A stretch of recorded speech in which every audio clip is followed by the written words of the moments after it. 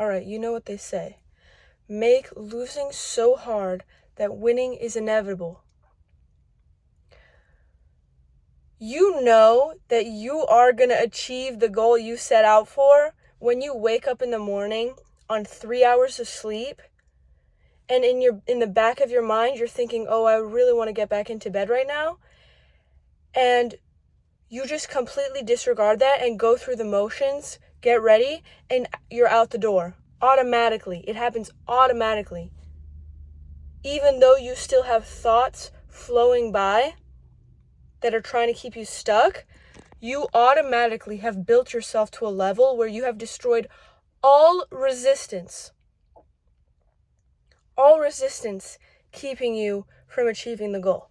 The point is not to build extra habits or extra this affirmations, like all this stuff. No. The point is not to build. The point is to release and declutter everything that is not serving you.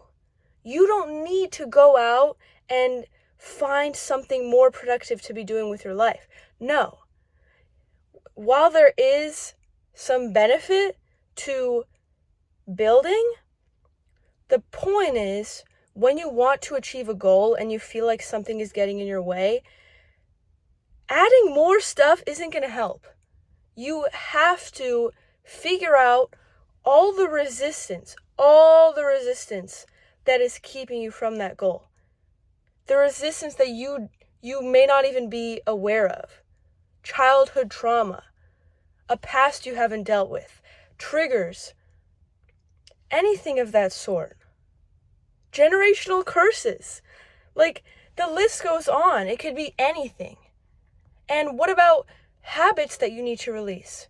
Instead of trying to build productive habits, why not first release all the bad habits that aren't serving you?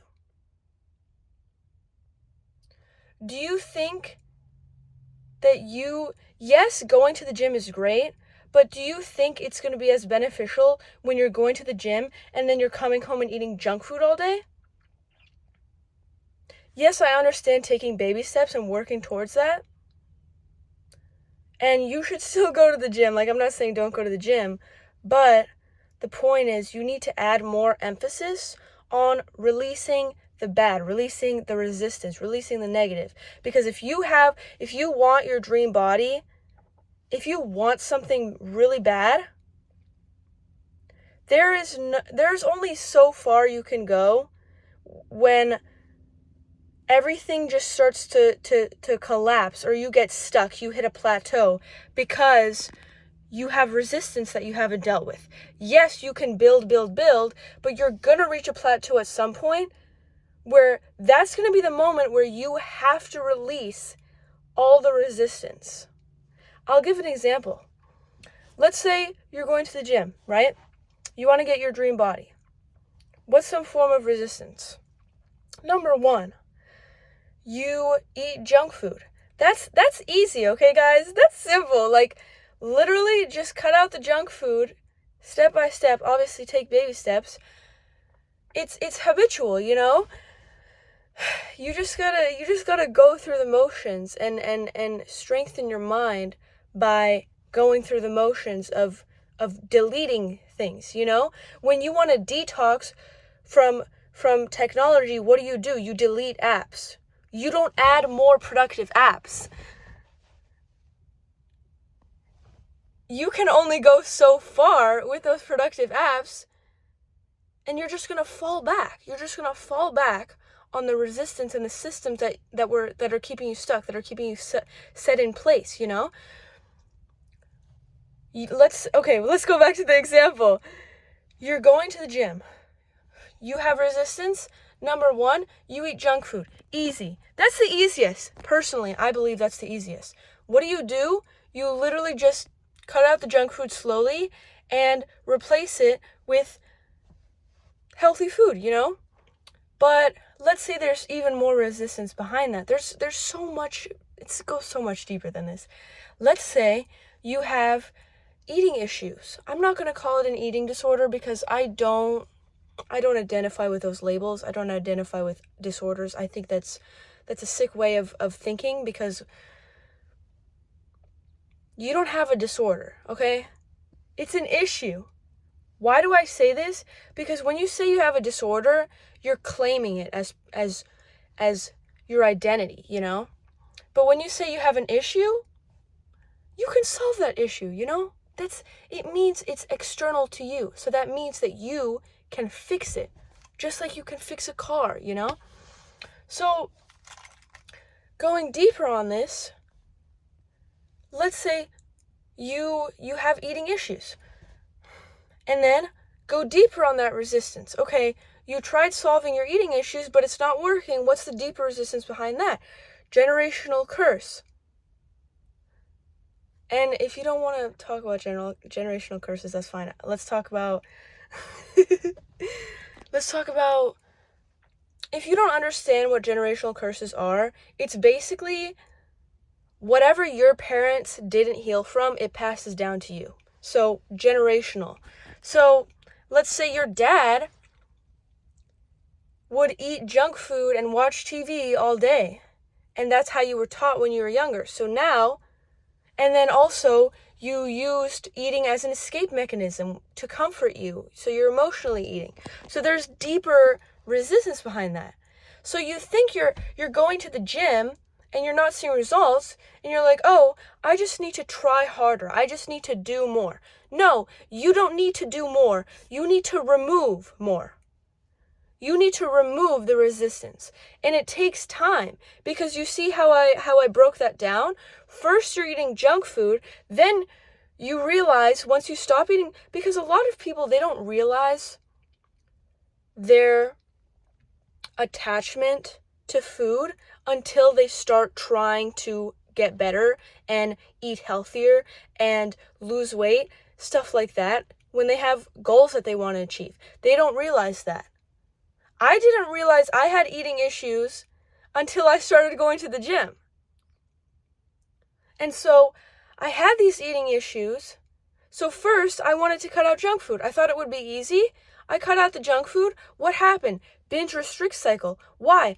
All of this ties together, and it all ties back down to the deeper root, which was emotional eating, escaping through eating, watching my dad eat the same way, you know? So if you're stuck, if you feel like you keep pushing and things still aren't working out, you don't need to push more, because you're just going to burn yourself out. What's the point of doing that? You're wasting your energy. What's the most efficient thing to do with your energy? Remove. Declutter. What do people do when they're sick of their house and they feel brain fog because of their surroundings? They declutter. They remove everything. That's why there's so many more minimalists nowadays. Why? Because minimalism keeps your mind clear, keeps you distractionless, including digital minimalism. What do people do when they want to detox from technology? They delete apps. You see what I'm saying? So why do you think that when you're achieving a goal, you should be doing more, adding more, when really you should be removing everything that is cluttering you? You understand? Mentally. What's keeping you stuck internally? Because it can go so deep. And that's the thing. Your past is a canvas. Think about it like that. And you have access to that canvas for your entire life. Unless you get dementia or something, you're going to have access to that canvas, okay? Unless you have some serious health issue. And at that point, does that really matter? Because you won't even remember anyway, so.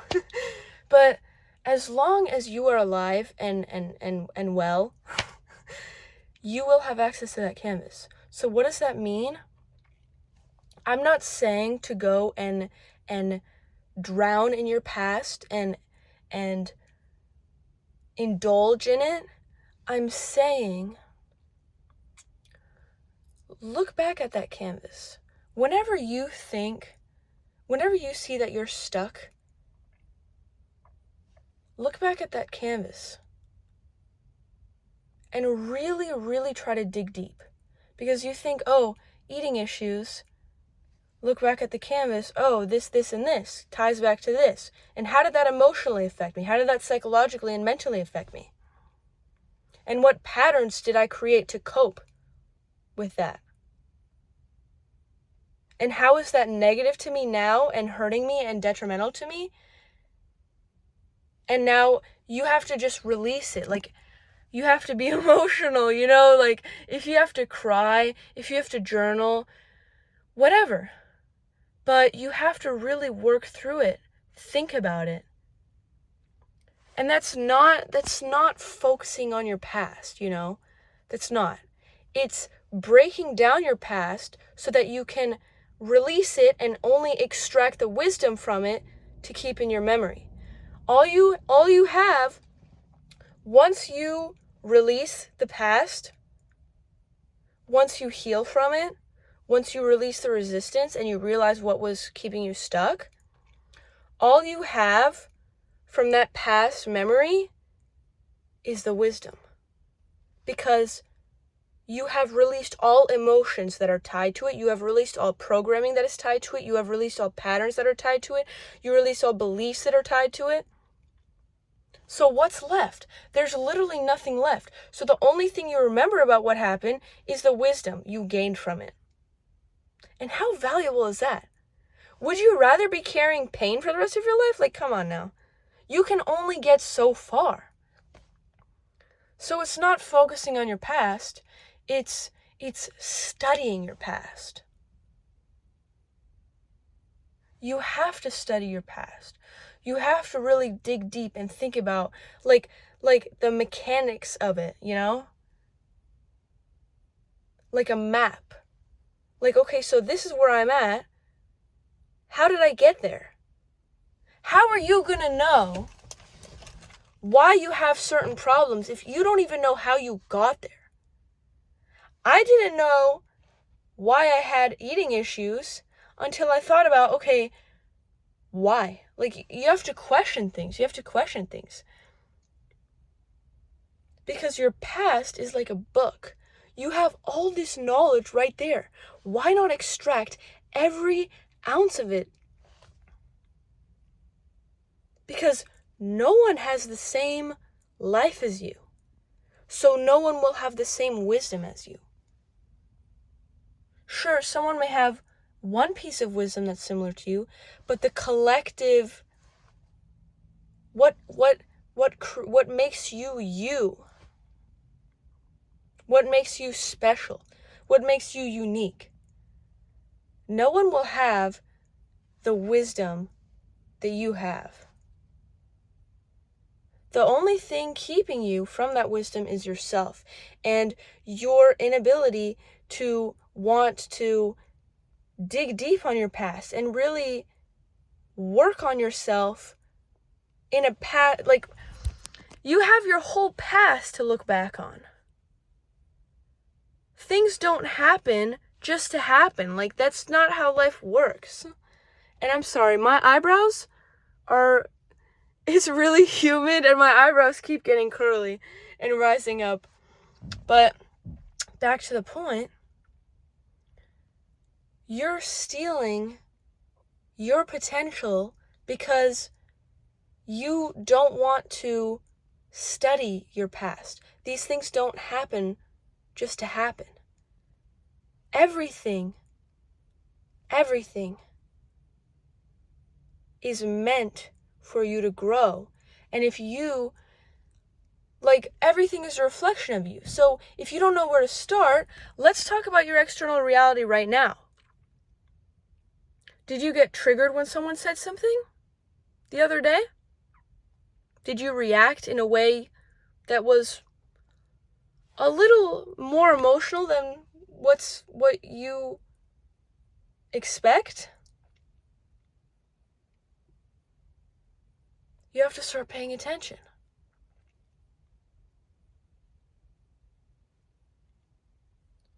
Do you get mad when people drive slow in front of you? That's a start, because that ties to something. So everything in your external reality hints at a connection to your past. And you can only completely, and I mean completely, become a new person when you have released all attachments to your past. And I'm not saying a new person on a soul level, because your soul is the same regardless, like forever, you know? You're still going to be that same being. But you're not going to be this same version of yourself. This version of yourself isn't even the real you. The real you was you before the world happened to you. Let's bring that you back, and let's evolve them so much that it becomes literally like your inner child on steroids. And not because you act like a child. I'm talking, when I say inner child, I mean that little kid that knew who they were before the world told them who they were. Before the world programmed them into the version they are today. That's what I'm talking about. So if you're really invested in your self-growth, you need to go and look at your past. And I'm not saying, okay, so let's think about my past now. No. Look around you. Pay attention to your present moment surroundings. How are you reacting? How are you interacting with the world? Because everything is a reflection of you. And then ask yourself, why? Why did I do that? Why is this happening? And really let yourself think about it.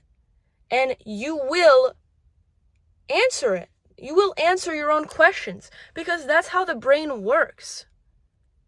Questions get answered when you ask. And even if they don't get answered, at least there is an attempt, you understand? And sometimes it may take a couple attempts to figure out, oh, so it was because my dad was also emotionally eating and stress eating and this and that. It may take a couple tries, but don't give up. The reason I know this is because I had to do it to survive. There was so much chaos going on in my life that I had to constantly be releasing, or else I literally would not be here right now. But hey, it turned into my superpower. So I'm literally a completely different person. But at my core, in my soul has just expanded into my entire being, you know? Your soul, when you haven't released your past and stuff from attachments to your past, is cluttered. Your soul is cluttered with programming. So you have to detach, release emotions from everything that happened in your past. Everything. And then that's when your soul will really shine through, and then you can embody your true self. And then you can evolve, and you can grow into the best version of yourself. Because at the end of the day, no one can become a completely different person. Yes, a completely different person, but not a completely different being. Because at the end of the day, you still have the same soul. But with that soul, how far can you go? How far can you evolve? How much can you grow into your soul? How much can you expand? You understand? So, you know, this is just life. And you have to create a sense of urgency, obviously, because that's really important. So think about what goal you're trying to achieve. If you don't have any goals, start setting some goals. Because if you don't have any goals, you don't have anywhere you want to be, then you're not even gonna know you're in chains. You know what they say? The dog that doesn't move doesn't even know he's chained. There's a quote that goes something along those lines. So yeah.